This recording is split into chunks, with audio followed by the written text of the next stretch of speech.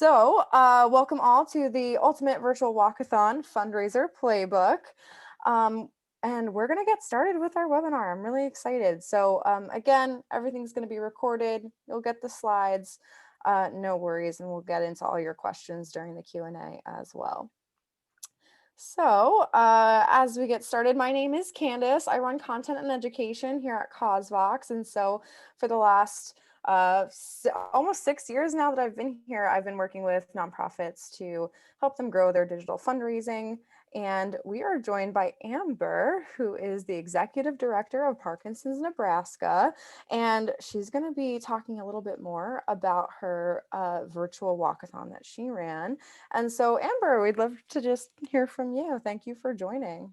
Yeah, thank you so much. I'm so honored to be invited to participate. Like Candace said, my name is Amber Winter, and I'm the Executive Director for Parkinson's, Nebraska. We are a medium-sized nonprofit. We're located in Omaha, which is a large city in Nebraska, but we serve the whole state. And we really work to provide or to connect people with PD to resources and to connect professionals to trainings. And one of the ways that we're able to do that is through our fundraising and through resource development. And my background is in nonprofit management. And so I'm just really excited to be sharing information about fundraising and how to really get a lot of value out of your event. Awesome. Thanks so much, Amber. So excited to have you on. For those of you who are unfamiliar with CauseVox, CauseVox is a digital fundraising platform that helps you raise funds online easily. You can run donation pages, crowdfunding, peer-to-peer fundraising, which is kind of where this whole virtual walkathon fits is in our peer-to-peer fundraising options. And so we've seen a ton of virtual fundraising events, walkathons, galas, and the like run over the last year. So we try to make it really easy for you to fundraise online and, especially make those fundraising events super simple. We have donation forms that you can embed right on your website, crowdfunding sites that you can just spin up, run year end or something year round even, and peer-to-peer, which is really where we'll be focusing our time today, is really getting into how you can use peer-to-peer for your virtual walkathon. But yeah, CauseVox can serve many needs. These are just a big long list of all the different things that I see all the time and more. So whatever kind of fundraising you have coming up, there's always an opportunity for you to use CauseVox to raise funds online. So I do want to really dive into our agenda for today. So we're going to be going over our introduction to virtual walkathons in just a second here and just kind of get a lay of the land. Then we're going to be talking about actually creating your walkathon plan and what that can look like for you. There's a bunch of different options and decisions that you'll need to make about your walkathon before you get everything set up. And then we're going to be talking about choosing the right tools for your needs. So picking the right software to really make your virtual walkathon seamless and stand out. Then we're going to be diving into engaging and empowering your participants. So how to get people signed up to participate and how to make them really successful. And then we'll talk about real quick about some just general best practices and dive into our Q&A. So throughout all of this, we're going to be hearing from Amber as well to hear more about their Walk the State campaign as a great example of a really stellar virtual walkathon. So before we go any further, I want to take a quick poll. So have you run a walk or physical challenge in the past? This is multiple choice, so I think you can kind of pick different options. And I'm so interested in hearing your responses and what you've done previously. So we're going to give everyone maybe another 10 seconds to answer. So many answers coming in already. This is great. Nice. Okay, great. I'm going to close it out in just 2 more seconds here. Okay, so I'm going to end the poll and share the results. So yeah, it looks like 38% of you have run an in-person walk or physical challenge, which is great. And then also, 22% of you have already run a virtual walk, which is fantastic. That's really great. And so it sounds like you're here to learn more about how you can improve that for this year and kind of get all of those extra ducks in a row to help you raise more through it. And there's 23% of you that are planning one now, and 32% of you that are just exploring the idea as a fundraising opportunity. So we really have a big group here where everyone's kind of a little across the board, but we'll definitely keep your answers in mind as we're chatting through all of these best practices today. Um, so I should also mention before diving too far in that everything that we're going to go over today, yes, we're talking about virtual walkathons specifically, but it also applies to races, bikeathons, I've seen hikeathons, swimathons. You can really, whatever a thon you might be doing, there's ways that you can apply all these insights to it as well. So let's just talk about just get a lay of the land for virtual walkathons and where we're at with them today. So really all of this has come about because we're all in the very unfortunate situation that we're in right now, where because of COVID, a lot of nonprofits have a lot of tight budgets and are trying to figure out how to raise funds right now and navigate this crazy time that we're all in. Um, Also, everything's transitioned to virtual. You've had to reimagine your programs, the ways that you work typically, as well as all of your events. So your in-person events most likely are still canceled for at least the next 5 months or so, maybe. I think that's being hopeful, but maybe even into the fall. So we don't um, really know how long this is going to go on. So whenever you're planning events for 2021, I would say the best way to go about it is to go virtual so that you can ensure that this event is happening. And one of the things that you can do for virtual walkathons is have it be virtual first, but if you can do an in-person opportunity or event later this year, kind of have that on the back burner and in the back of your mind. So there could be some hybrid events as well. But all of this kind of fits into this general place that we're in, where before COVID, marketing and fundraising was all very separate. There are two pretty separate channels and responsibilities. Of course, there's always some overlap where, marketers need to, push all the the fundraising things out. But now with since COVID, everything's taken to digital and virtual, and marketing and fundraising has very quickly become kind of one and the same strategy. So a lot of the things that we're going to be talking about are ways that not only you can fundraise, but also kind of help your supporters market your campaign on their end as well. And so this idea of this great convergence, we've seen that throughout the last year.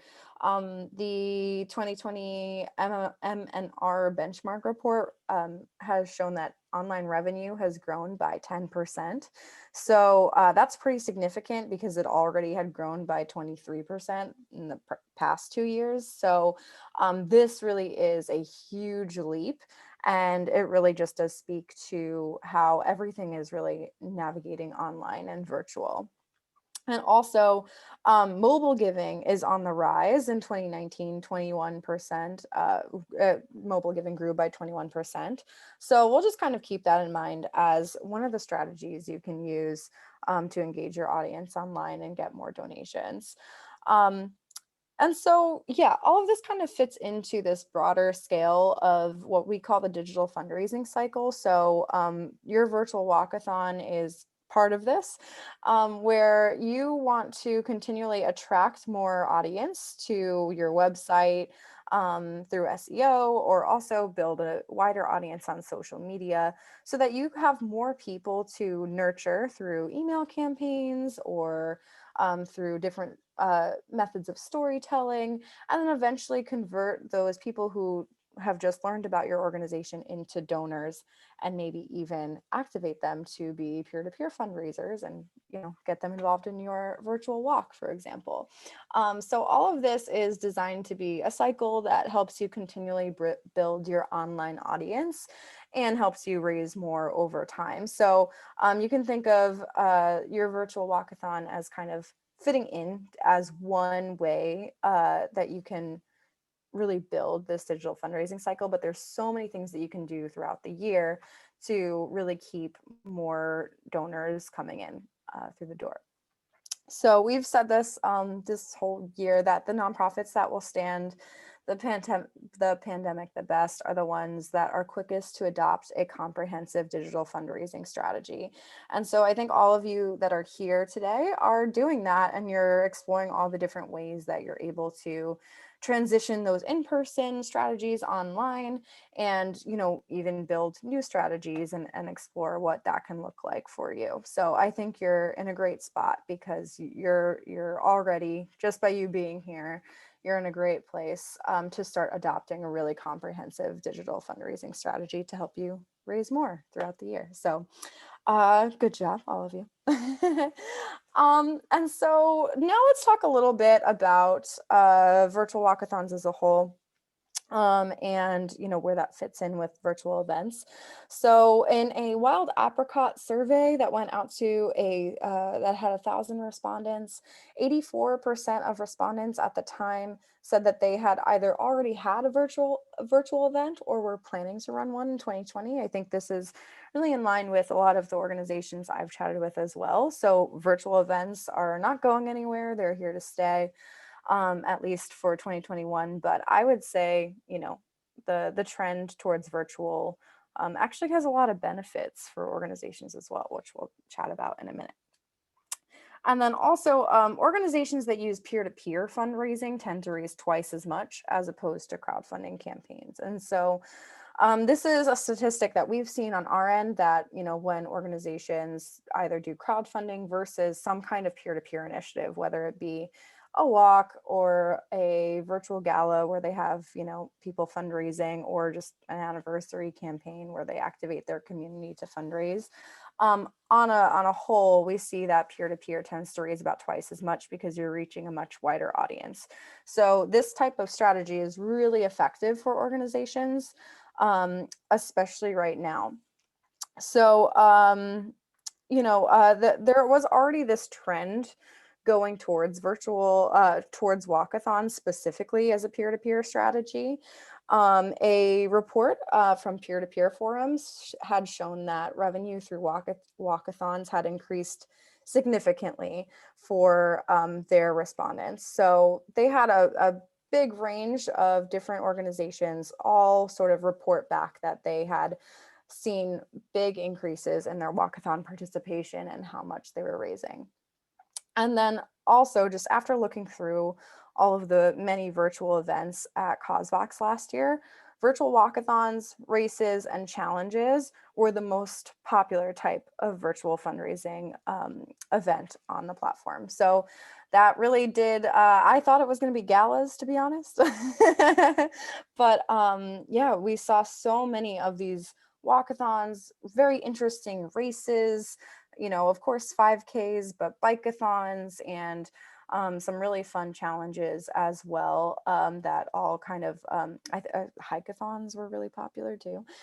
So really was exciting to see that the virtual walkathon kind of stood out as really the most popular type of fundraising event. And I think this is like for a few reasons, because it does so closely tie in with peer-to-peer. And it truly never has been a better time for peer-to-peer fundraising. So peer-to-peer fundraising, just to kind of back up, is when you activate your community to fundraise on your behalf. And the reason why it's effective right now, I think, is because it's fundamentally about relationships that people have. And I think people are already in a place where they're trying to connect with each other. And so peer-to-peer is just one way for you to sort of leverage those existing relationships that your community has. Also, it's an alternate ask, so you don't have to keep asking those donors to donate again. You can ask them to fundraise. It's also ideal for digital fundraising. So peer-to-peer and digital go hand in hand, and it's really easy to activate individuals online in the place that we are today, where pretty much everything has to take place online. And then also, one reason that peer-to-peer is great is that it's a primary driver of new donor acquisition and has really stood out in the last year specifically to help organizations bring in new donors in a time that's been a little difficult for new donor acquisition. So let's talk about what is a virtual walkathon fundraiser. Virtual walkathon takes place online. Instead of gathering together physically, your supporters can walk, run, bike, anything on their own while fundraising for your cause online. This usually incorporates elements of live streaming. It can be video, lots of social media engagement, and more to create the whole virtual walk experience. What might be surprising to some of you is that virtual walkathons aren't new, but of course they've been rapidly growing over the last year. So there's a lot of advantages to virtual walkathons that we've seen. So on a whole, putting on a walkathon, there's a lot of event costs.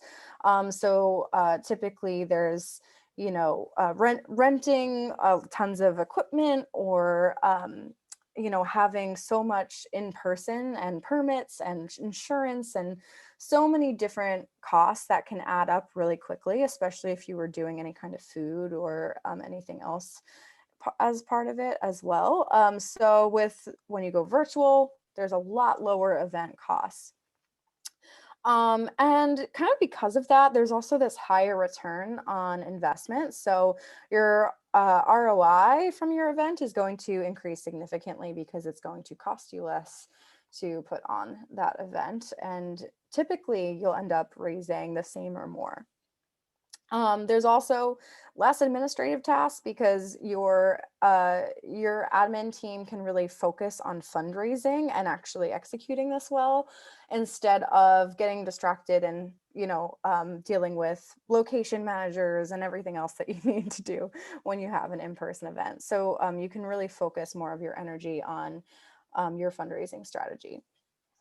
You also get a wider range of participants and supporters. So in any event that's located in a physical location, there's of course kind of a range of people that are going to come.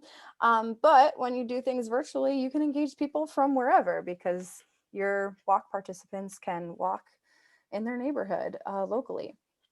And then also, it's just easier to engage participants online as a whole to sign up and also do their own thing. So there's this very ease of use. They don't actually have to go anywhere. They do have to do something, but that's also a good opportunity because a lot of people are looking for things to do right now and challenges to participate in because truly everyone's been at home. Yeah, all of this means that end of day, you end up raising more with less effort and also being able to really engage your community on a wider scale than ever before. So there's lots of advantages to virtual walkathons. We've seen this just in general on return on investment with CauseVox, where a lot of these in-person events generally cost between $30 and $50 to raise $100, while in person and while virtual walkathons and other digital fundraising, it costs about $3 to raise $100. So I will let Amber take it away. We're going to be diving into some of these details about how Walk the State Challenge kind of saw a lot of these benefits. And so Amber, I'll just let you give us a quick intro to what you did for Parkinson's, Nebraska. Yeah, thank you. Um, Kind of to echo almost everything that Candace said, especially as far as the return on investment. Just to give you an idea on that, our Walk the Park event, so we were really able to reach a statewide audience versus just here in Omaha, which was wonderful. But that event, we raised about $29,000, maybe 25,000 in 2019. But our expenses were between like around 8,000 to $12,000. I wish I knew that off the top of my head. But when you look at what we were able to raise with CosBox or through peer-to-peer versus what we took home, it was a very, I mean, our expenses were very, very minimal compared to those in-person events. So I would say that probably from a fundraising point of view is a really big, huge benefit to virtual events. So what we did, I kind of mentioned earlier that we are located in Omaha, but we are a statewide organization. So with that in mind, that drove a lot of what we did with this event, because we really wanted to be able to engage the whole state. So the event was twofold. We did have an online walk challenge. So we didn't want to limit it to walking or running or hiking or biking. We also let people do exercise classes. So for every hour of exercise, that equaled like 5 miles walked towards their goals. So we had a 2-week exercise challenge that was followed by a virtual online event. And during those 2 weeks, we had groups, teams. We really focused on teams versus individual fundraisers. So individual fundraisers were absolutely invited and encouraged to participate, but we really did focus on team building. And the reason for that is part of our challenge, and what made it really fun for us was that we challenged our participants as a team to cumulatively walk across the state, which from Omaha on the east to Scottsbluff, Nebraska on the west was 455 miles distance. So we challenged our teams to submit together 455 miles as a team, which was really, I didn't even know how that was going to go, but we had quite a few teams that were really able to meet that goal, which was really exciting. So we set, as well as a mileage goal, we also set a goal to raise a minimum of $455. So if the team raised at least that much, then they were eligible for prizes and drawings. So we kind of set 2 different goals as far as for our team members to raise a financial amount, a fundraising amount, as well as a mileage amount. And I think that was really key to being able to engage with them in a couple of different ways and just bring excitement in a couple of different ways.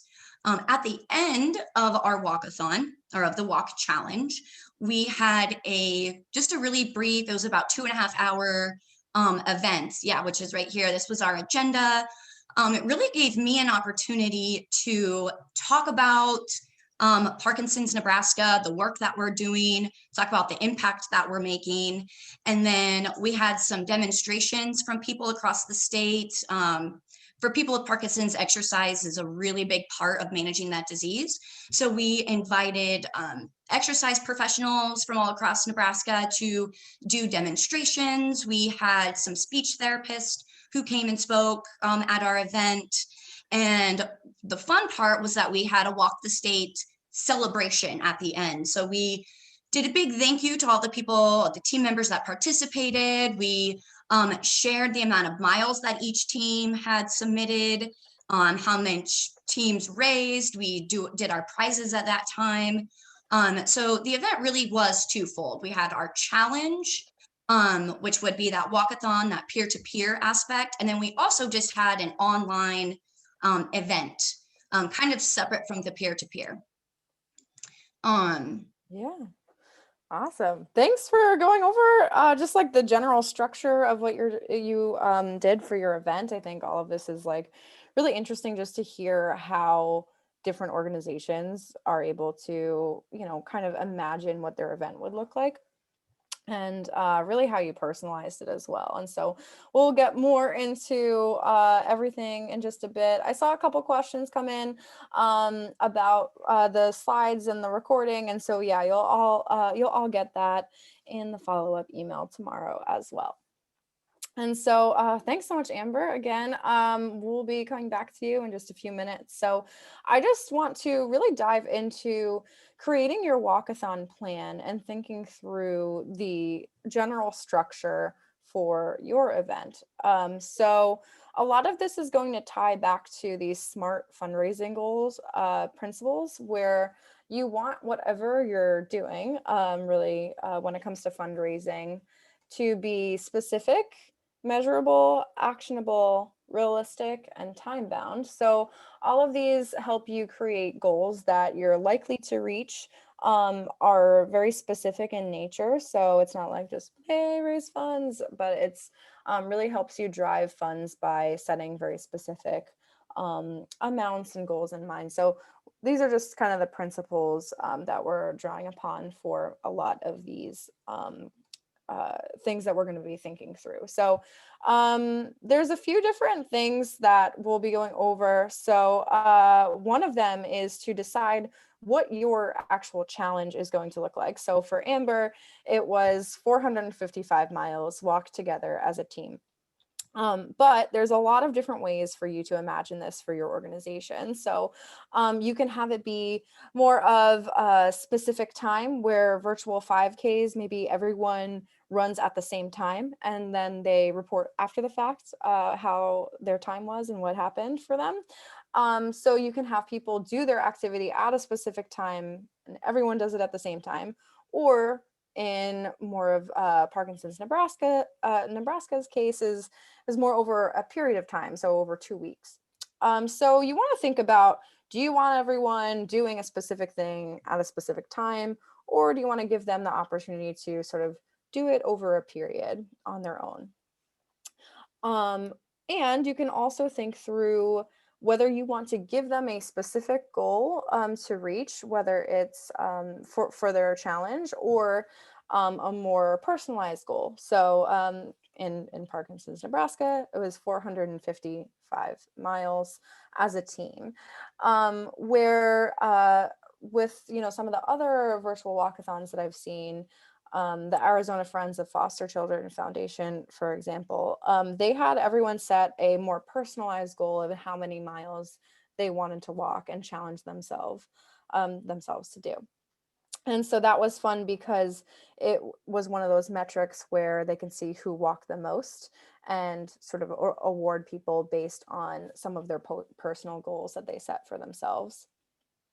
And then there's also whether you want everyone to be doing the same type of activity or multiple types of activities. Like Amber actually mentioned, so they also had exercise classes count as well. So do you want people to just walk? Do you want them to just run? Do you want them to just bike? Or maybe you want to give them the option to do all of the above. So just a few ways to think about your challenge and what you really want that to be. And so when you sort of have that in mind, it's best to just write that all out. So then when you go into really communicating that, you have all of those answers laid out in front of you.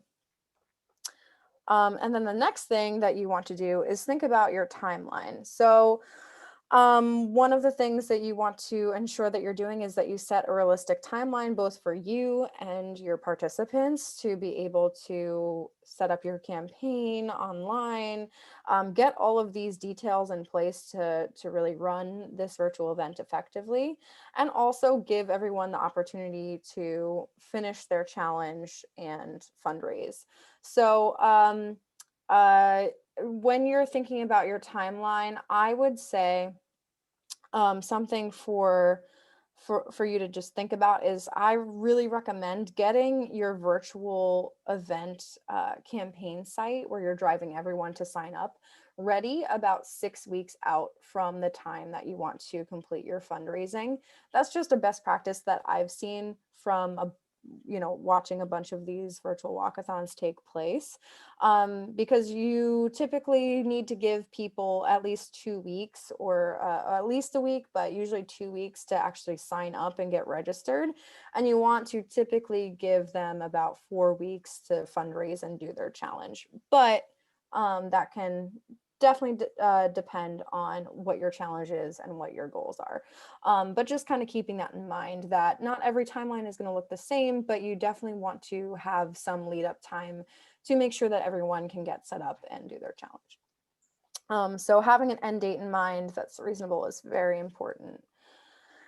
Okay, so then we're going to think about some overall goals for your virtual walkathon as well. So you want to set a fundraising goal for your campaign and have it be specific. Have a specific goal in mind that you're overall trying to reach throughout your whole fundraiser.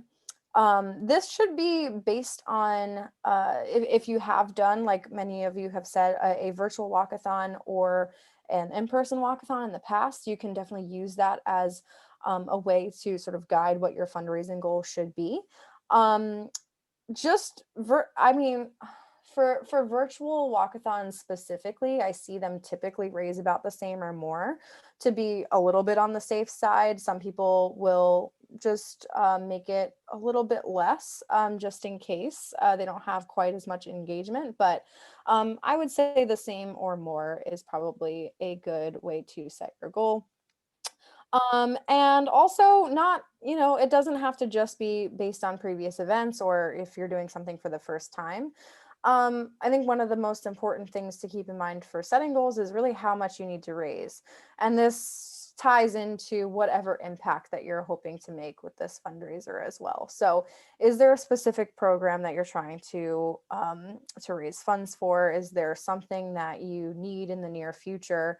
And activating people to raise funds, more along with how much you actually need, and also alongside an impact goal as well. So for your fundraising goal, it should be directly tied to your impact goal, where you have a certain number of people that you're trying to benefit from this specific initiative or a certain specific program that you're looking to run.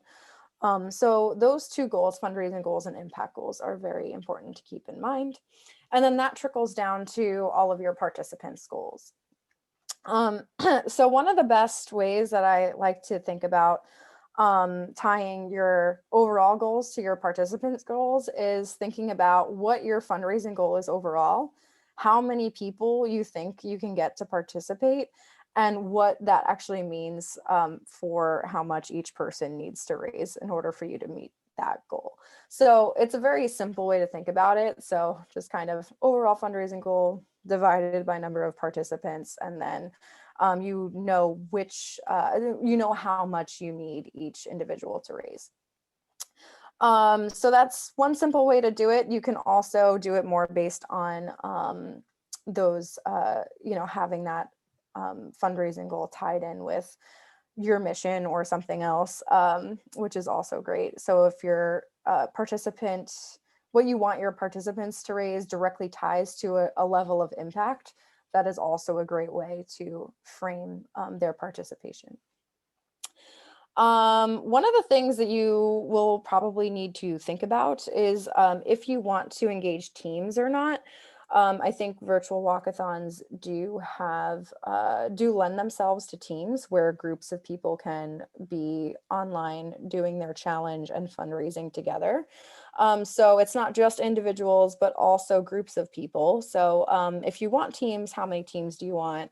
What do you want those teams to be comprised of? How many people on a team, if there's anything specific.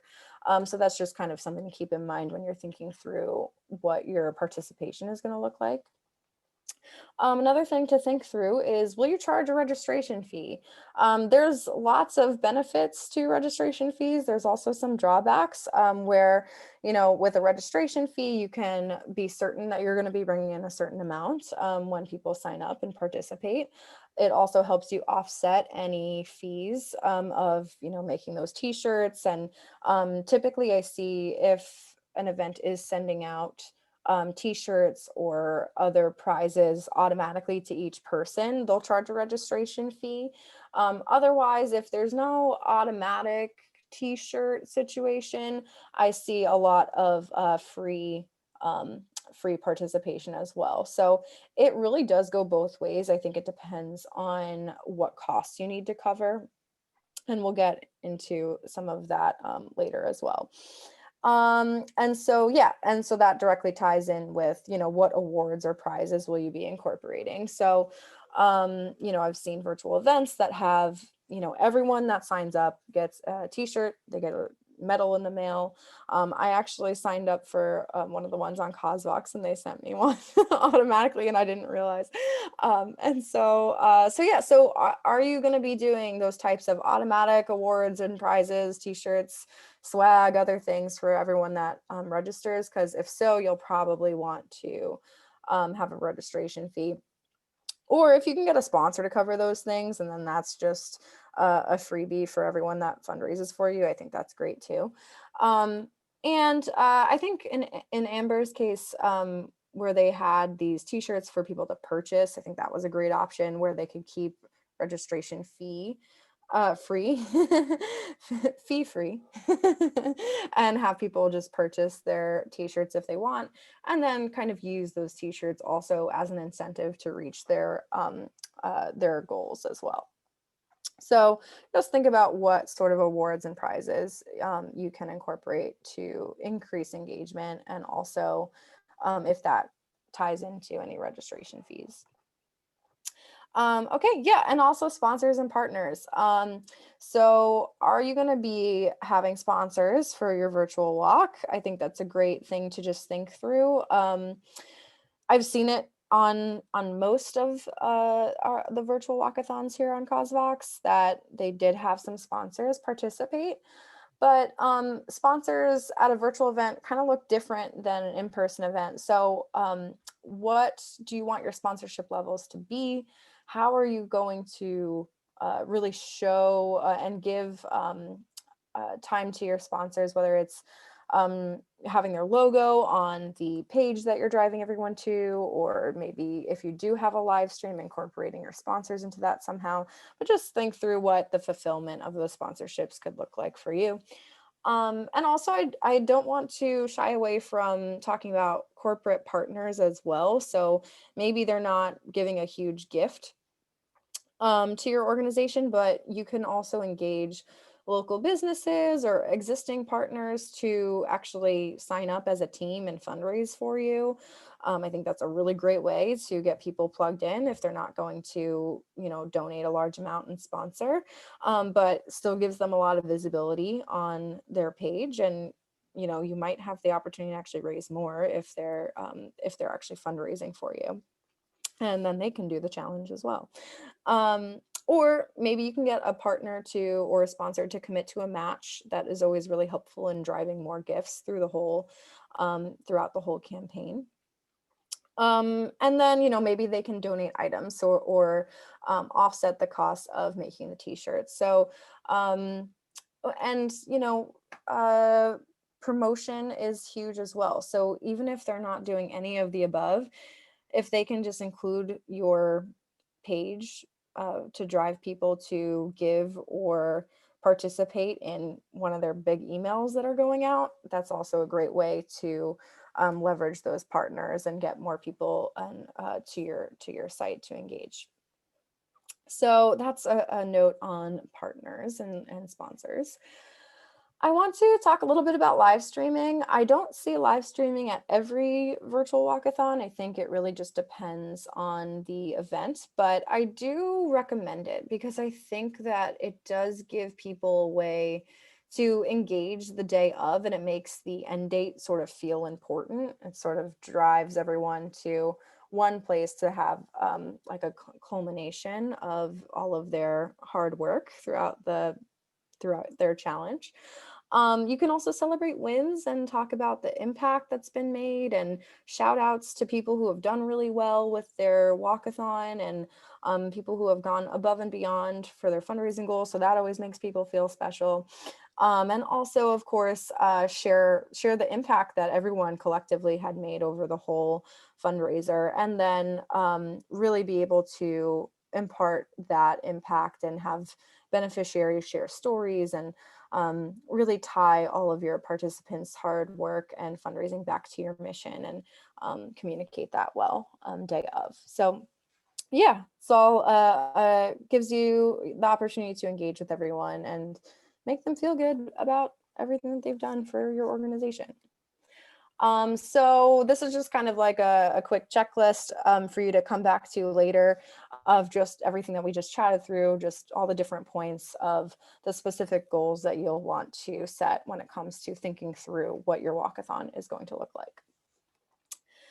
We also have this template. So a few months back, we created this pretty exhaustive virtual event template. And so I'm going to be putting that in the chat in just a minute. So if you are interested, you can download that. It's just a Google Sheet. So you can just download it and then open it in Excel. And it is a great resource for planning any kind of fundraising virtual event, but especially does definitely help with keeping all of the details of your event organized, your virtual walkathon organized. So yeah, so that is a little bit more about how you can structure your virtual event. I wanted to give Amber the opportunity to share a little bit more about your campaign structure and anything. Did you find anything that worked particularly well, and like what were some of your goals around all of this, and yeah, what all of this looked like for you? Yeah.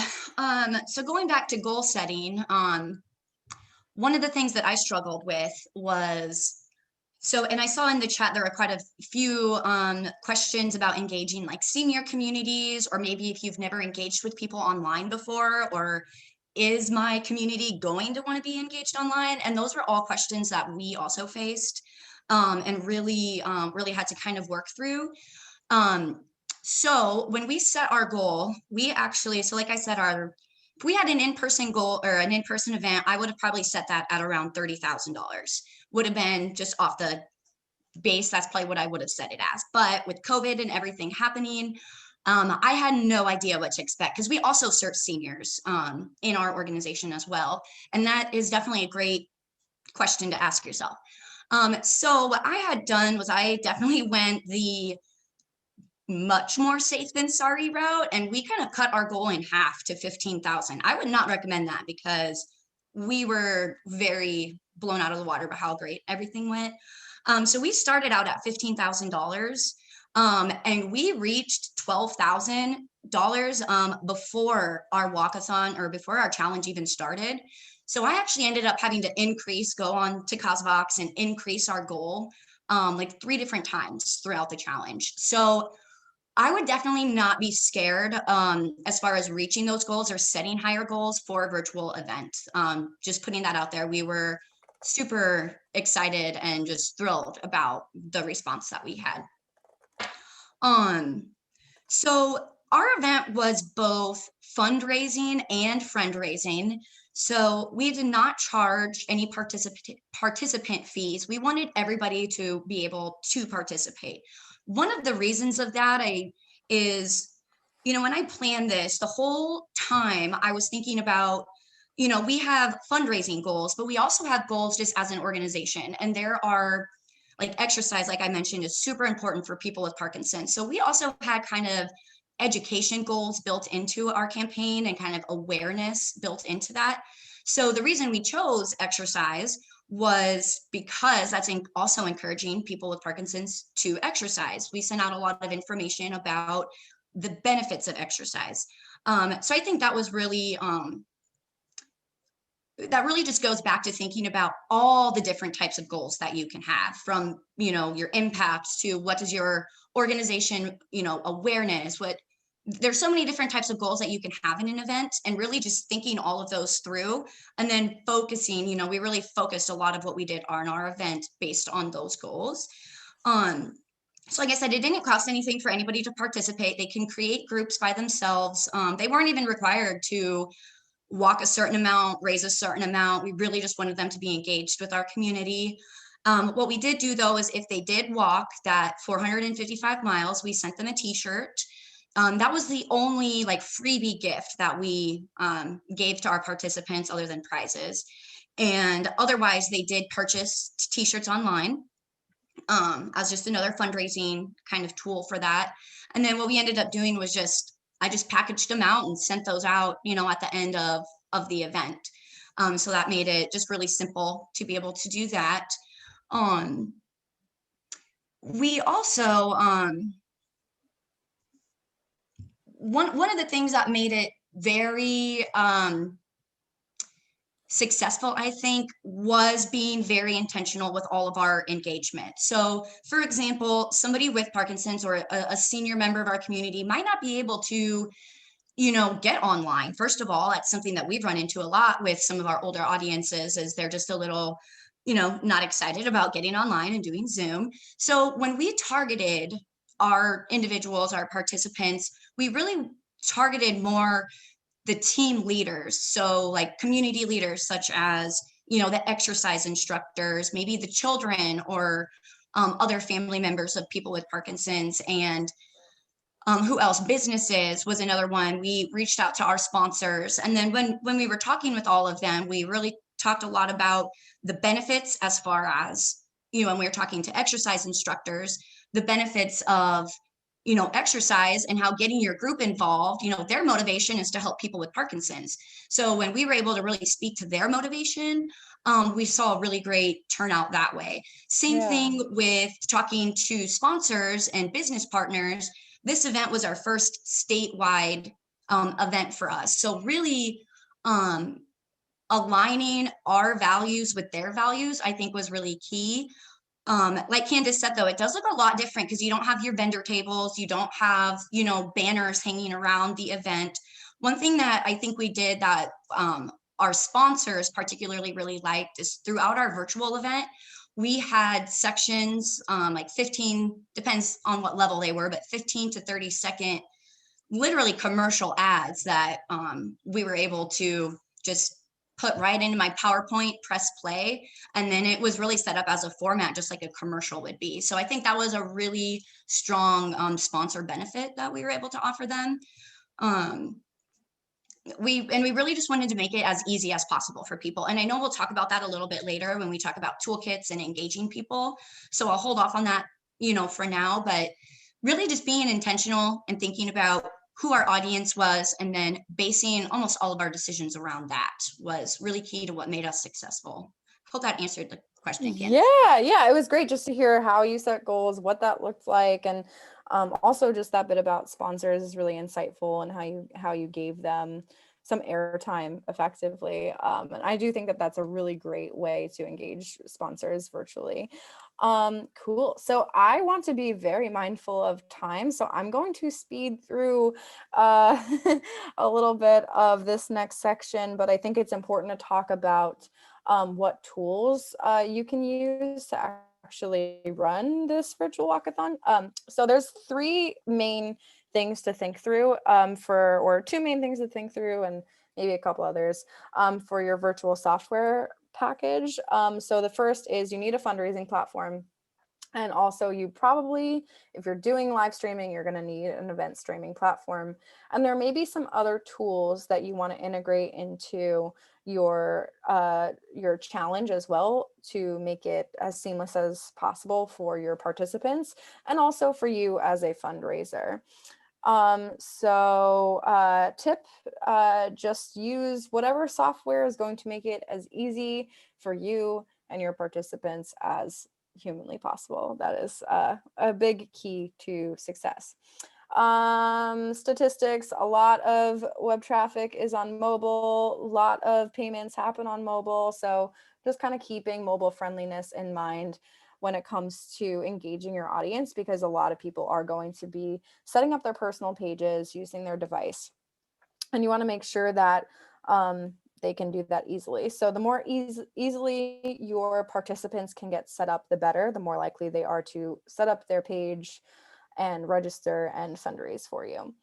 When you're thinking through a virtual fundraising platform for your walkathon, there's a few key things to keep in mind. You want to make sure that it's easy for you to set up, that it's not this huge, very clunky tool for you to try to figure out and manage. You want to make sure that you're using a tool that's going to save you time end of day.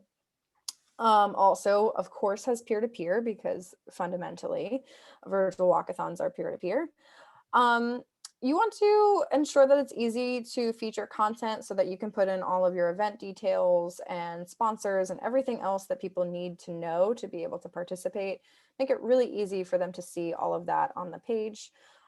Easy to brand, especially for walkathons. I think it's nice to have a really clean look and branding, and also have the ability to pre-fill in info for fundraisers. I know that's something that Amber did as well. So maybe she'll talk about that later. Have everything be mobile optimized since most of your traffic is probably going to come on mobile. If you are doing registration fees, make sure that your fundraising platform is able to take them. And so that's important to think through, especially if you want to take those fees. Make sure that it's really easy to pay them, so that you're able to kind of manage that all in one place. Also, you might need custom questions. So when people are signing up to participate, think through what custom questions you have, whether they need to acknowledge a waiver, you need their mailing info for prize fulfillment, or you need their t-shirt size, whatever it is. You probably want your fundraising platform to have the ability for you to, get all of those additional questions and more specific things that you need answered. Also set activity goals, because of course a virtual walkathon isn't just about your fundraising, it's about activity as well, and being able to showcase that right on the page. And then of course, easy to donate. If it's going to be easy for your donors to contribute, you're going to get more people contributing, just because that will increase conversion rates and help you raise funds online more.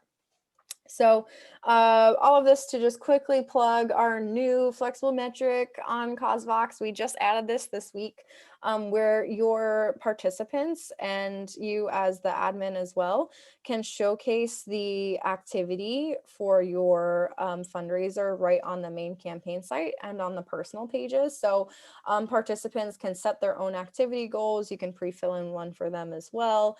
And then they can actually update their activity as they work towards that goal, and so that they stay on track to meet their challenge as well.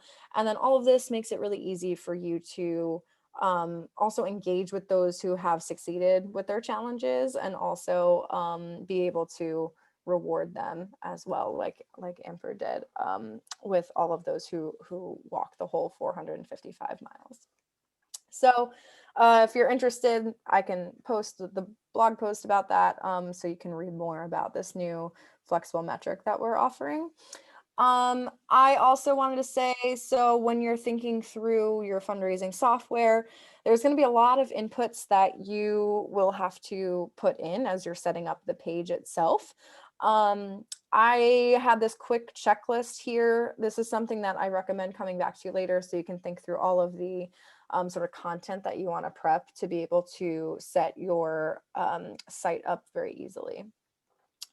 Live streaming, just a few quick tips here. You can pre-record your live stream and just play it live. I see a lot of these live streams that are a mix of pre-recorded, so like most of it's pre-recorded, and then they have some live engagement, and they do both. If it's a really long event, like if you're going all day, try and break it up into shorter sessions for people to engage with throughout the day. Also, just the more engagement that you can do, the better. So if you have a live chat, if you have Q&A options, if you have even some prizes going on throughout the live stream, those types of things make it really fun and engaging for participants. Shouting out people is always great, where you go like, oh, Vanessa, you're here. Like people get very excited. And then also, yeah, you can also integrate whatever live streaming platform you're using. You probably want to integrate it on a couple of different pages. You probably want to integrate it on your platform as well.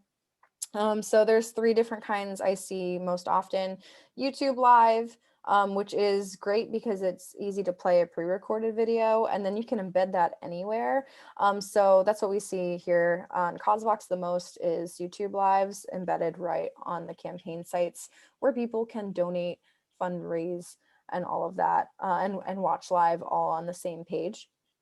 If you're having a more dynamic and engaging type of live stream, Zoom is great for that. There's breakout rooms, people can chat with each other, and then there is more engagement opportunities there. And then also Facebook Live, I see sometimes, but it's just a little limiting to those who aren't on Facebook. So just kind of keep that in mind if that's not your audience. Of course, there are other live stream options, but these are very cost effective and easy to integrate.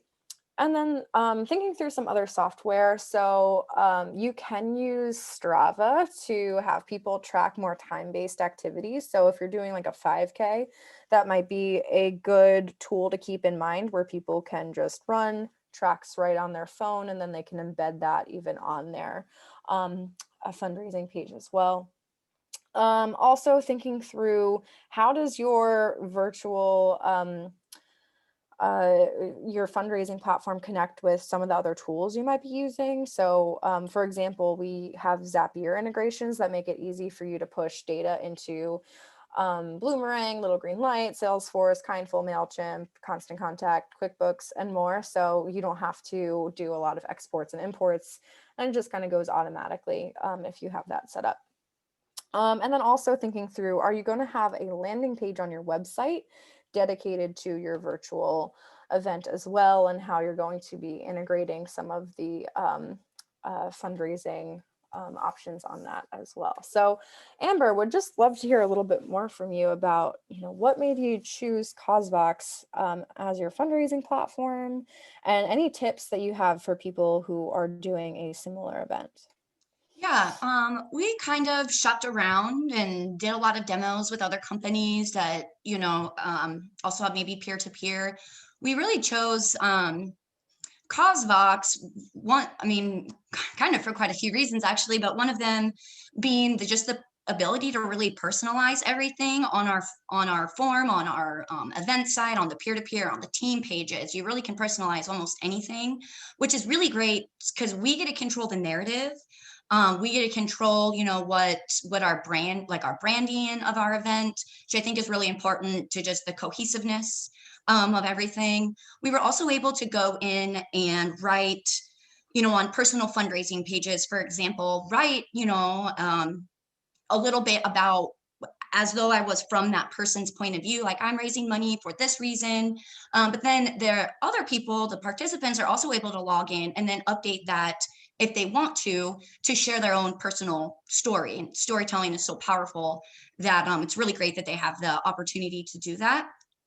Another thing that was great is that, even throughout all of our conversations, and then anytime I ran into like an issue or I didn't know how to do this, or am I able to do that? CauseVox, Candace, everybody there was really great about helping us just kind of to, make those changes. Like, for example, one thing that sticks out is I've mentioned we were really focused on teams versus individuals. So on our homepage, I think the default is to see your individual fundraisers at the bottom of your event page. And they were able to switch that on the back end for us to make our teams the default. So people could see our teams versus all the individual fundraisers, which was really helpful to us. So I'm glad they were able to do that. Another thing that I really liked was, and one of the questions I saw as well was about how did we track and how did people update their mileage? The way that we did that was through updates. So if somebody updates with CauseVox their personal page, that update automatically also goes to the team page that they're a member of. So I was able to look through the evening that the challenge ended. I just looked through all of the teams pages on their little chat update area and was able to just add those up. Which was really nice to have all of those. I do wish it would be very great to have had that bar. What did you call it again? I'm sorry, the metric. It's our new activity metric. So Yeah. yeah. Yeah, so definitely take advantage of that, because that's going to be a really great tool to, if you are tracking mileages or having people submit. And one of the integrations that we offered as an option for our participants was the Strava integration. So it was really nice because if they downloaded that onto their mobile device or whatever they were using, they could just put the information into Strava and then it would automatically post on their personal Facebook page.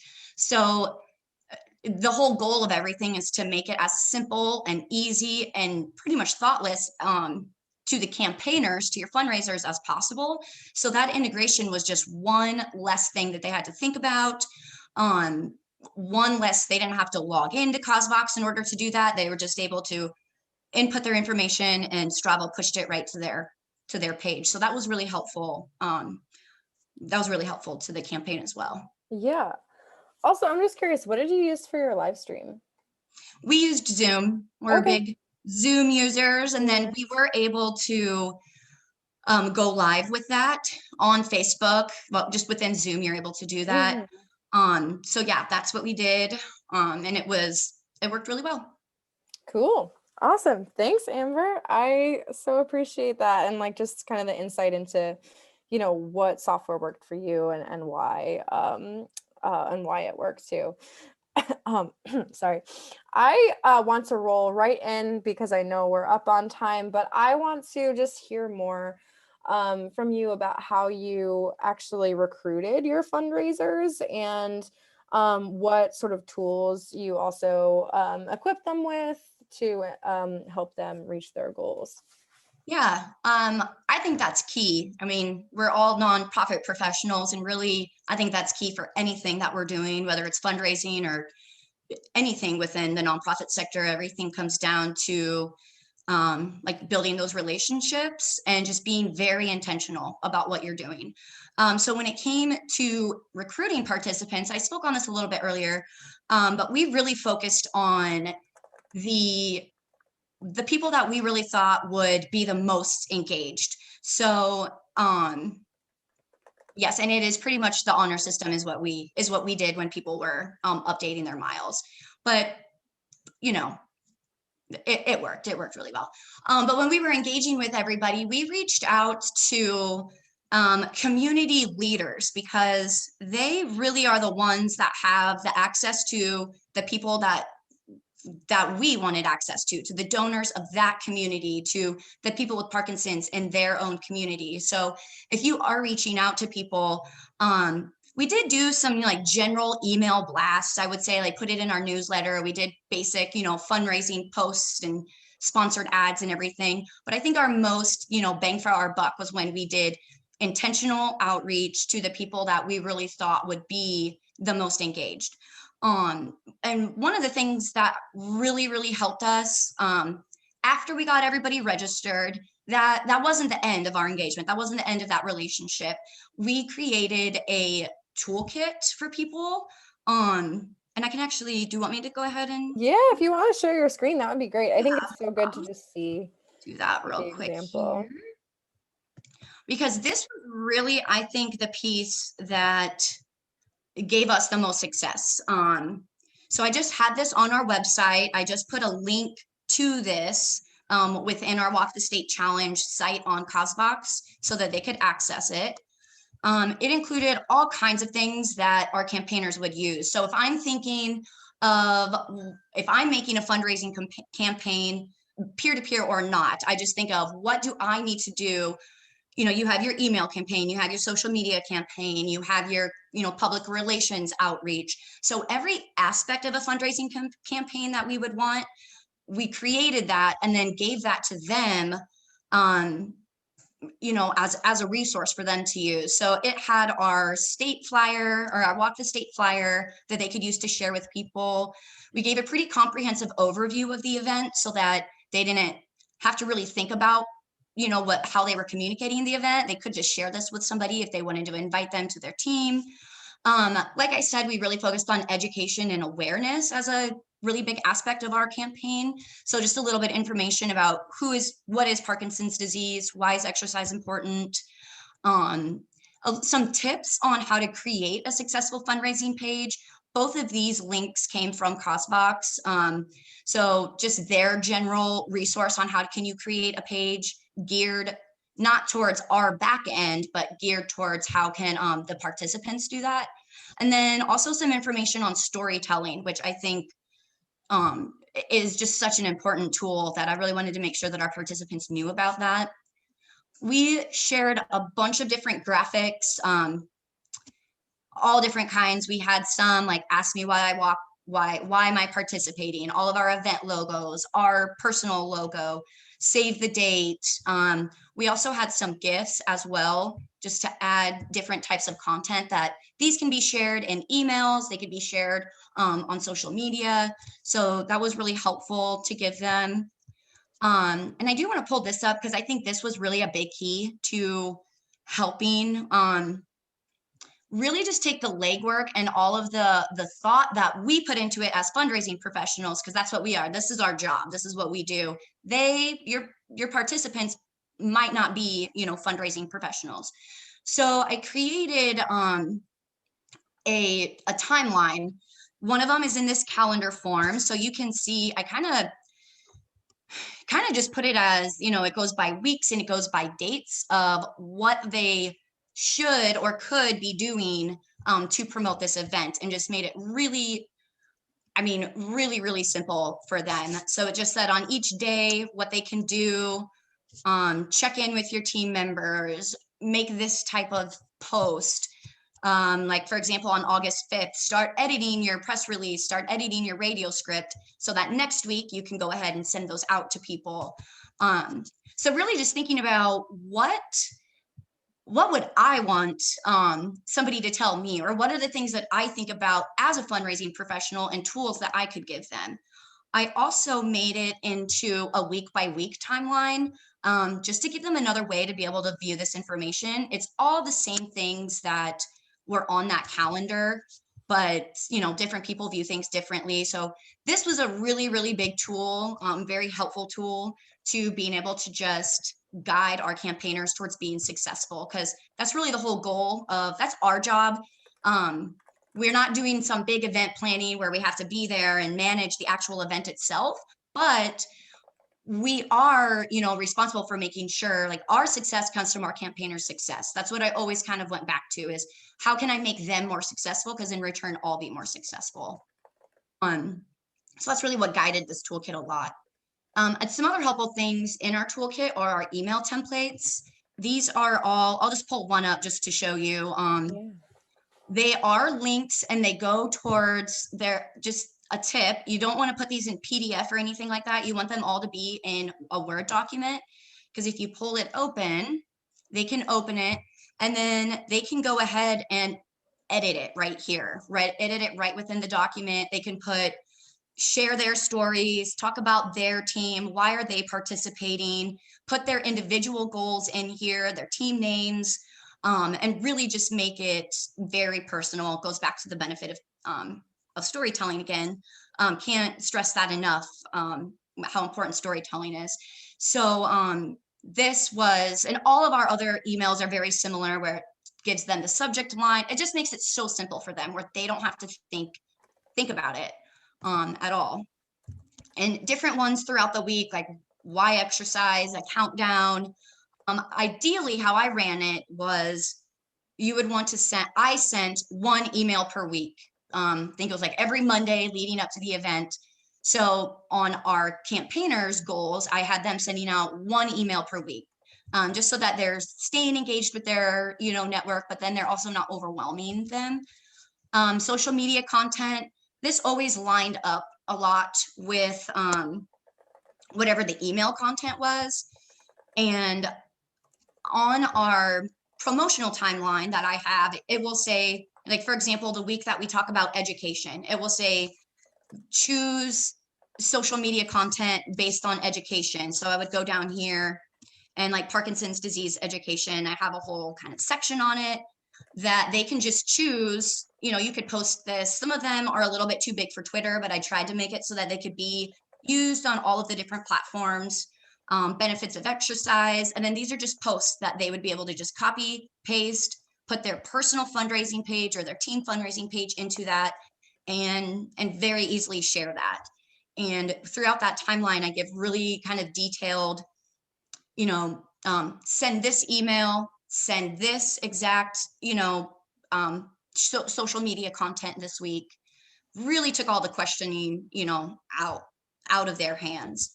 Another thing that I provided for them, and I don't know how much this was utilized, but I think it's really important to just include, is not a social media, I'm sorry, a press release template.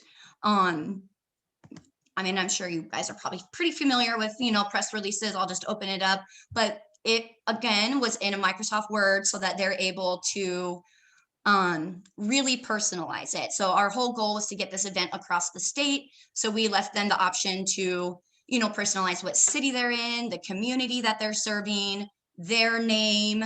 A lot of hospitals participated. So then instead of coming from Parkinson's, Nebraska, it came from, the local general hospital in their area, which I think is just really powerful to those local communities who maybe don't know about us and don't off the bat trust Parkinson's, Nebraska, but they did trust those local providers in their community. And I just wrote this up for them so that they don't have to think about it. And then it's just really easy for them to personalize that. We also had a radio PSA, and then we're fortunate enough on our board to have somebody who works with radio stations. He's a radio DJ, and he recorded a PSA for us. So I just put that. This is just a link right here to they could send that to their local radio stations and make it a little bit easier for them to potentially share the information. So this was all geared towards the campaigners. One thing that I would also really suggest just for yourself, because this is a lot to manage. You do this once, it's so worth it. It's so valuable because you put the time in ahead of time once, and you essentially have, hundreds of campaigns going on at one time. But in order to really keep the engagement, I also sent out, in addition to my weekly promotional emails that I sent out to our whole network, I also sent out campaigner emails, and I prepared these ahead of time as well. And I used that promotional timeline to really help me be able to figure out what I want to be communicating to our campaigners.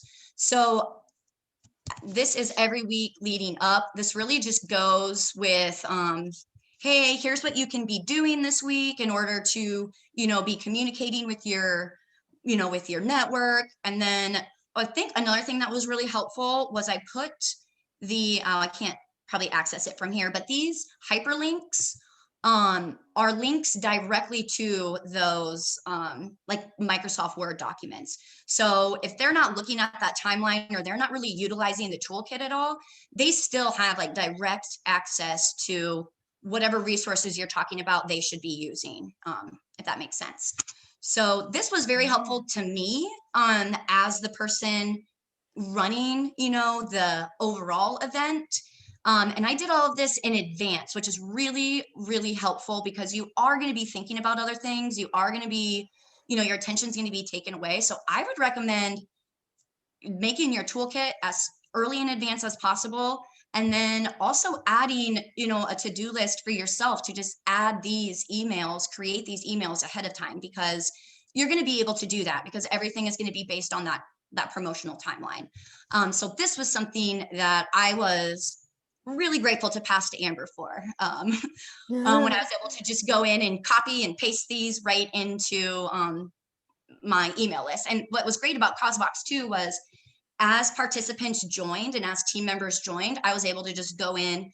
You can look at who your fundraisers are, who your teams are, and then I would just export their emails or whatever, if you're connected to another program, you can just see exactly who those people are and just added them to my email list to my campaigners every week. So it was really easy to engage with them that way. And I would say this toolkit was hands down the most important part of our success, for sure. And I'd be happy to share this with anybody as well. Awesome. Thank you so much, Amber. I think all of this was such great examples. And thank you for being willing to share the toolkit because I think that'll be really good. Nancy also just said, if you don't want to do it in this format.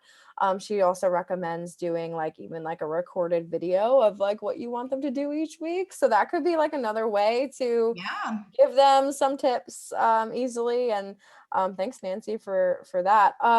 Yeah, so I think all of this has been so good. I wanted just to run through like these last couple slides here of just, who to recruit. So board members, staff, volunteers, partners, returning donors, anyone who's particularly engaged, program alumni or family and friends of program alumni as well, or beneficiaries, and also past event participants. So those are all really good people to do targeted outreach to recruit them.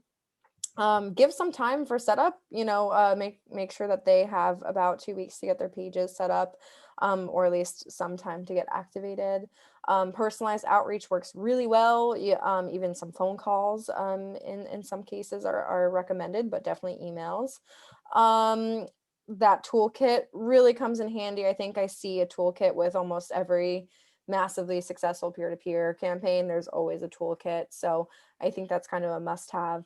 And then also another thing that I've seen some organizations do is have a webinar training for your participants as well. So have them come on for a half hour, learn about what you're asking them to do, and then also giving them some next steps and some actual training to help them learn how to fundraise as well for you.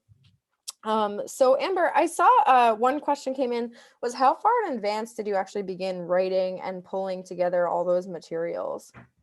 Yeah, that's a good question. I will preface this with saying that I'm on, if I'm not ahead, if I'm one of those people that if I'm doing things on time, I'm behind. So, um, I was really early getting to these things, but again, I think that really helped me in the end. So our event started August 31st, was when that 2-week challenge started.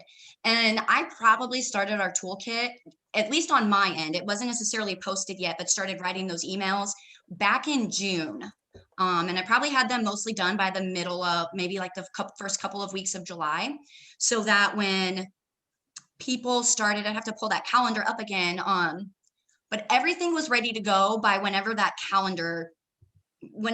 promotional calendar, the first email that I wanted the people to send out, everything was ready to go by that date. I believe that was, maybe the second week of July. So Mhm.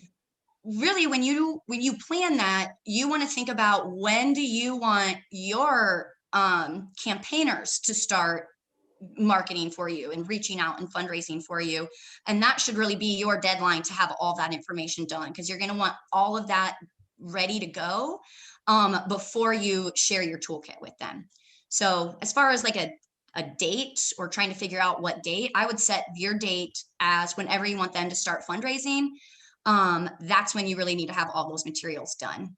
And so I took my time doing them. But if you're able to find like templates and toolkit templates, I think you could really do it, pretty quickly, within just a couple of weeks to have all of those done. But I definitely was ahead of the curve there. Yours is one of the most comprehensive toolkits I've seen. And so that's one of my favorite things about your fundraiser, is that you had so many resources. Because really, when your fundraisers are equipped with everything they need, they are way more likely to actually do that and succeed. And so I think you did a really, really good job. And I recommend that everyone follow in Amber's footsteps. Um, just a couple of quick recaps on engagement. As Amber said, weekly emails to fundraisers to sort of keep them on track is just a general best practice. Something I recommend, if you see someone doing really well or really not so well, maybe try checking in on them, seeing what are you doing that is working so well, and that might give you more ideas to impart to other fundraisers. And also, of course, help those who aren't doing so well, maybe give them some ideas and additional assistance to help them get the word out there about their page. The more stories you tell about the impact that, your each fundraiser is actually making with all of their efforts, the better. It just keeps them really tied and motivated. Any additional training tips and One of my favorite things is to do like little shout outs on social media to anyone who is being really successful and say like, hey Shirley, thanks so much for, reaching your goal. This is what look at how awesome Shirley is. And so it makes people feel seen and also recognized, sort of publicly for their efforts. And Seen some organizations create a Facebook group for participants so that they can connect with each other. And any way that, yeah, you can encourage them to share their own stories about why they're so invested in doing this challenge for themselves, the better. Bonus points, you have a hashtag, and people can follow that hashtag on social media, see all of these stories in one sort of place. And then prizes and giveaways to keep people motivated. So, Amber, aside from t-shirts, did you have any other prizes? Yes, we did. And we had to get creative because, well, COVID. And then additionally, another challenge that we face. So if you're serving, a larger geographic area, we don't have the same, stores and things here in Omaha than they might in a different city. So what we did was for group events, we gave Zoom parties as our prize. One of them was a cooking party, so that everybody who was on the team could join. And then for us, it was geared towards Parkinson's. So we talked a lot about PD nutrition and really just, a cooking class. And then the other one was a paint and sip class as well.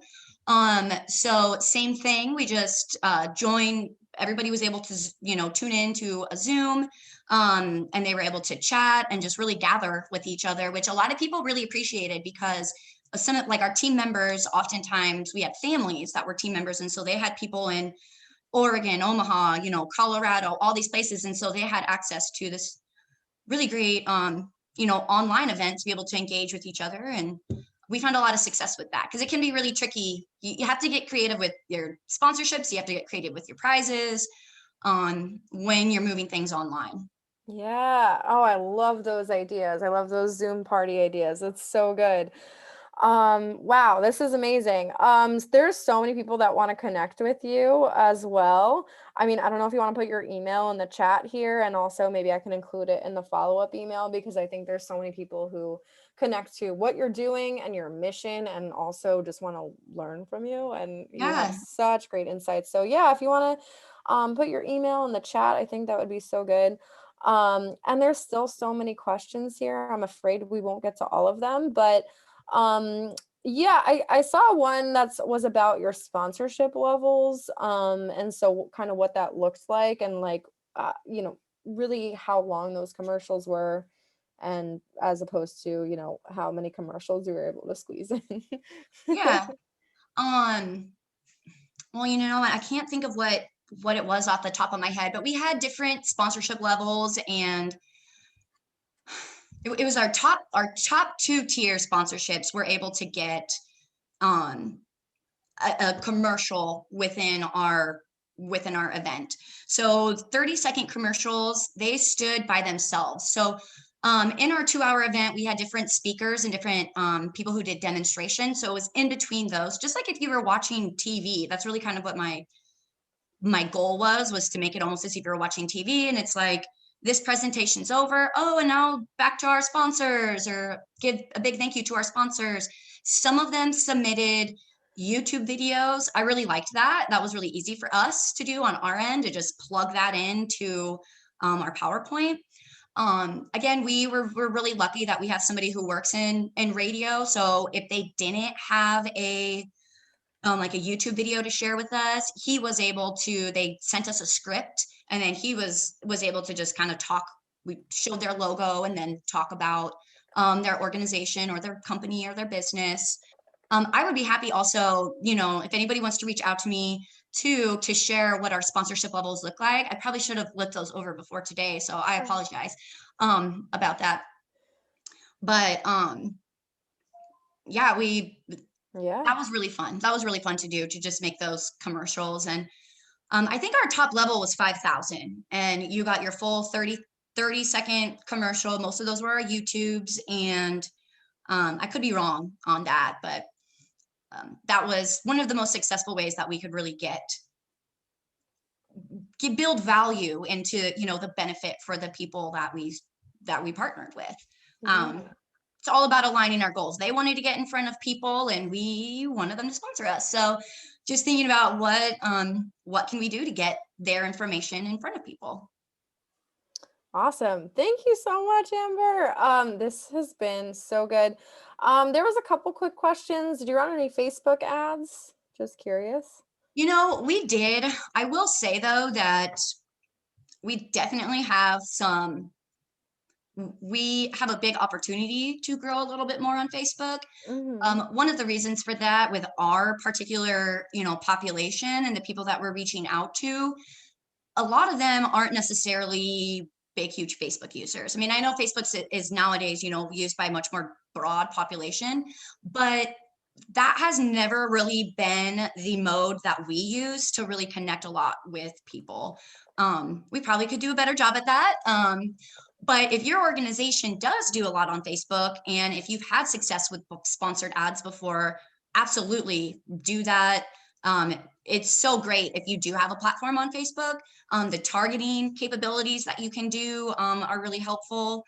It's just not a huge part of our personal marketing at our organization, but we'll get there. Yeah, yeah.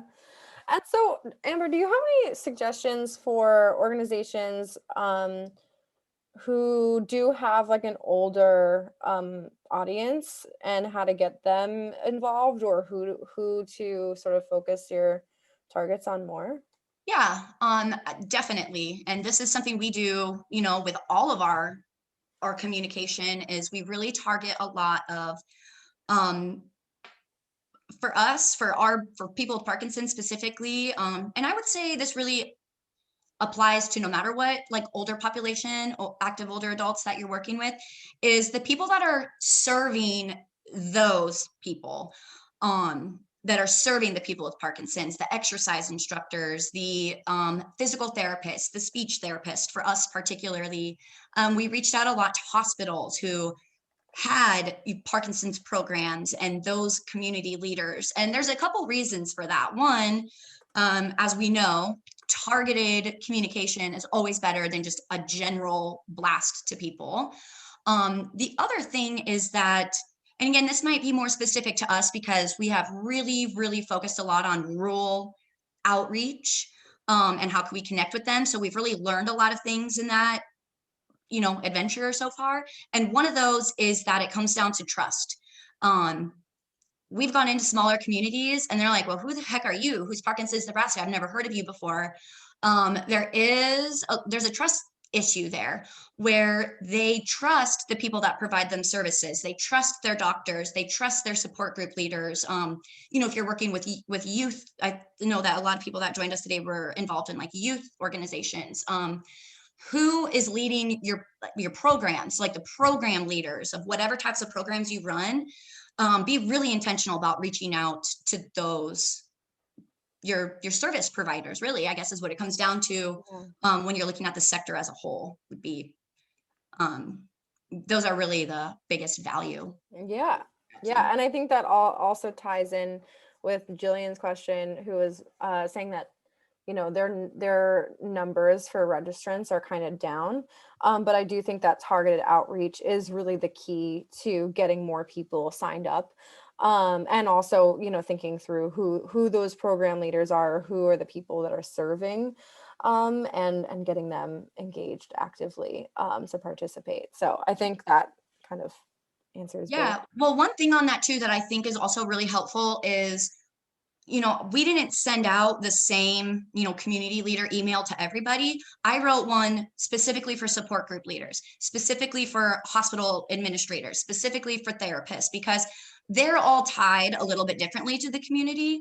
And if you can align with their values of why they are involved in the community and how this event can specifically help, their goals, I think that's really, really key. So it takes a little bit of extra work to tweak your emails. But that extra work really, really pays off in the end. Yeah, awesome. Thank you so much, Amber. This is probably, I know we're already way over, so I really want to be respectful of your time as well. And so for anyone that has more questions, please feel free to reach out. I know Amber put her email in the chat. You can also email me if you're interested in chatting more with myself. And I'm happy to impart any other resources and helpful tips and information, and also chat with you personally if you're interested. I also put in the link to book me directly for a virtual walkathon consultation, so we can talk about that. And so, yeah, thank you so much, Amber. I think that's all the time we have for questions, but please keep the conversation going. You can also just reply to the email going out tomorrow, and I would love to follow up with you. So this has been amazing. There's 83 of you still on with us, which is awesome. And so I'm excited to hear more about your virtual walkathon and what your plans are, and would love to connect with you. Kind of just to sum everything up and kind of close out our conversation today, I just wanted to run through a few just general best practices to help you raise a little bit more. One thing is to have participants commit to raising a certain amount, kind of keeps people on track to meet that goal on a fundraising side of things. You can also offer some discounted registration and incentives to hopefully even have your peer-to-peer fundraisers encourage their friends and other people that are in their network to also become peer-to-peer fundraisers. Group discounts for families also work really well. So you can kind of think through some sort of options to get more fundraisers participating. Having a match in place actually makes donors typically more likely to give 50% more. So if you can get a corporate partner or sponsor to actually commit to a match, that is a great way to get your fundraisers to feel like their fundraising is more effective, and that your donors to actually typically give a lot more than they would have otherwise. The more you can tie your event to your mission or the location and people you serve, the better. Like Amber did, which is tying, the whole state of where they're working into the challenge and fundraising goal, really ties everything into your mission. So think through what are some of those ways that you can tie in those challenges and those fundraising goals and make it directly feel related to your mission and organization. Also tying gift amounts to impact. The more that a donor or a fundraiser understands how their funds raised or their donation is making an impact, and saying, hey, this is how many people this amount serves, it really does help increase engagement and increase donations. Embrace multi-channel marketing. Amber talked a lot about how she really incorporated this email and social media and press releases and all these different ways of marketing their event. Um, Success, the more stories that you share, the best, the better, and more ways that you can share those stories, where some of it's written, maybe some of it's video, maybe some of it's actually on the live stream, or however way you can share stories. It will keep those fundraisers and donors engaged. Um, Easy donations are a must. If it's hard to donate, if you're doing all of this and it's hard to give, you're going to miss out. So make sure that you have a tool that is very easy for donors to use as well. And then, yeah, one best practice is to just drive everyone to one page to donate, watch, sign up, all of that in one place, so it's not confusing for them. Because if it's confusing to watch, or confusing to donate, or confusing to participate, you're going to miss out on one of those, at least, if not all of them. So the more you can kind of keep everything centralized in one place, the better. That being said, you can run your virtual walkathon with CauseVox. So again, if anyone is interested, you can book me for that virtual consultation. We'll chat about your walkathon or your challenge, and give you some ideas of what that can look like. And also, yeah, so would love to just have that consultation with you and just chat with you for a little bit if you're interested. And you can always check out causevox.com. We have an event page sort of specifically for this too. So you can check that out as well. So would love to chat with all of you. We kind of did the questions already, so or as many as I think we were ever going to get to. So thank you so much, Amber. What you have shared today has been so extremely helpful. I think you're definitely everyone's favorite part of this webinar because you have so much great insight to share as someone who's done it yourself. So I really appreciate you taking the time to just go over how you did it and how you made it so successful. Did you have any like last quick tips or anything else that you wanted to just share about, you know, what overall your made your event so successful? Yeah, I've mentioned this, a few times, but it can't be said enough is really just be intentional. Know your goals, know what it is that you want to get out of your event, and that should be the center of everything that you do. And that's in general, but specifically with these events, you can really get a lot of value out of spending just a little bit of extra time with just thinking through how to intentionally talk to people, communicate, prepare, plan, design your page, everything like that. That would be one of the biggest takeaways would be intention is kind of key. And also just if anybody does want to, I would love to speak with anybody. If you can't tell, I really like talking about this. So please feel free to shoot me an email and I'd be happy to just spend some time with you. So I would really love that. Thank you, Candace, so much for inviting me. It was seriously an honor to be here. I really just appreciate the opportunity. Thank you so much, Amber. Really, this has been fantastic. And thank you all to everyone who's joining and still here. And this is great. Yeah, so just a reminder, you're going to get a follow-up email tomorrow. And so I'll send along a lot of the resources that we talked about. Amber, if it's okay, I'll also include the link to the toolkit there. And so people can kind of come back and take a look at that toolkit. But yeah, if we want, we can just paste it in quick again. I think I have it right here.